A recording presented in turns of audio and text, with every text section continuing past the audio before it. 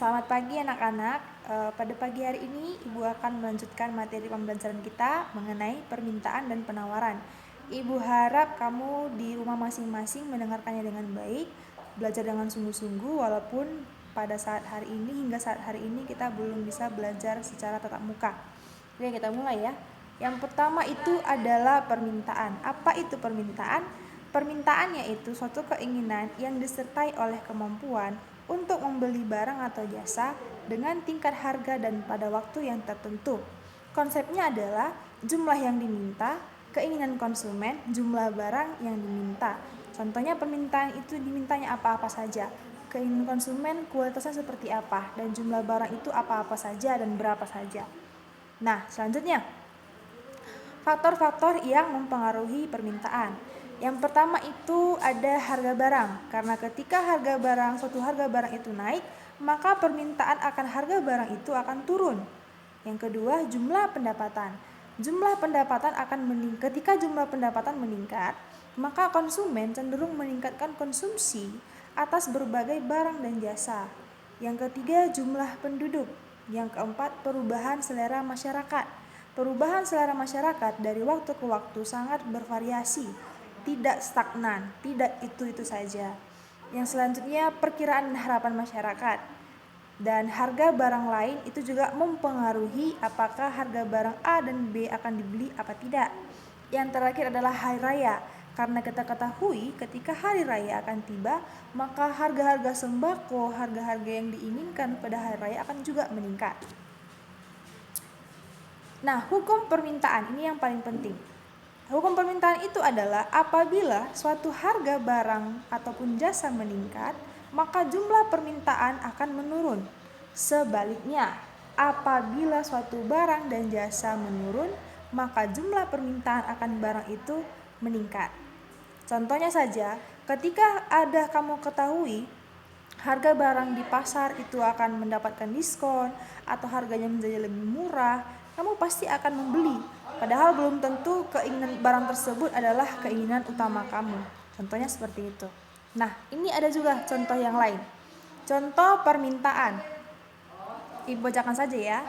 Contoh permintaan. Contohnya nih, pada waktu tertentu harga cabai mengalami kenaikan di pasaran. Maka permintaan cabai akan menurun dan konsumen akan mencari barang pengganti yang memiliki fungsi sama dengan cabai, seperti sambal sasetan ataupun lada. Jadi ketika harga cabai meningkat, maka orang-orang akan berpikir bagaimana mencari barang, bagaimana apakah yang harus saya beli sebagai pengguna cabai untuk masakan di rumah sehari-hari. Maka barang pengganti atau juga disebut dengan substitusi, barang substitusi akan dibeli masyarakat. Walaupun rasanya tidak sama seperti cabai tapi fungsinya sama. Itu akan dibeli oleh masyarakat, akan berpindah. Nah, itu juga disebut dengan barang substitusi. Nah, yang kedua, mari kita membahas penawaran. Nah, kalau penawaran ini adalah jumlah barang ataupun jasa yang tersedia dan dapat ditawarkan oleh produsen kepada konsumen pada tingkat harga dan periode tertentu. Nah, selanjutnya, faktor yang mempengaruhi penawaran. Yang pertama itu adalah kemajuan teknologi, yang kedua biaya produksi, yang ketiga persediaan sarana produksi, yang keempat meningkatnya jumlah produsen, yang kelima peristiwa alam, yang keenam harapan produsen, dan yang terakhir harga barang dan jasa lain.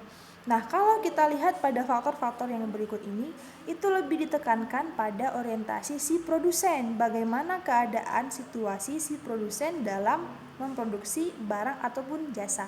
Kenapa kira-kira demikian? Nah, lihat ini. Hukum penawaran berbunyi, apabila suatu harga, barang, ataupun jasa meningkat, jumlah permintaan juga akan semakin meningkat. Sebaliknya, apabila suatu barang dan jasa menurun, jumlah permintaan juga akan menurun. Kira-kira kamu mengerti nggak? Kan ada perbedaannya dengan si hukum permintaan. Nah, kita akan bahas nih, contoh si penawaran. Ini lebih berorientasi kepada produsennya. Saat harga LPG naik, maka produsen akan menawarkan LPG dengan jumlah yang lebih banyak agar meraup keuntungan yang lebih besar. Nah, ini dia lebih menguntungkan si produsen. Ketika hukum permintaan tadi lebih menguntungkan si konsumen. Jadi konsumen pasti mencari harga yang paling murah, sementara si produsen pasti akan menjual harga yang paling mahal. Nah, di gambar berikut ini adalah contoh kurva penawaran. Kita lihat tabelnya.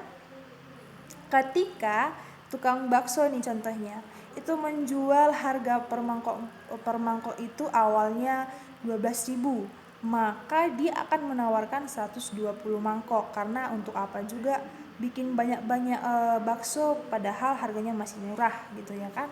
Nah, ketika dia menaikkan harga pada tingkat harga akhir 20.000, nah keuntungannya kan akan lebih tinggi si 20.000, maka dia akan lebih semangat lagi, akan lebih banyak lagi memproduksi bakso dalam jumlah mangkoknya. Supaya apa? Supaya dia bisa meraup keuntungan yang sebesar-besarnya. Maka setelah tahu harga dan jumlah penawarannya, maka kurvanya adalah seperti berikut ini. Nah, bisa kalian lihat ya anak-anak didik kami ya.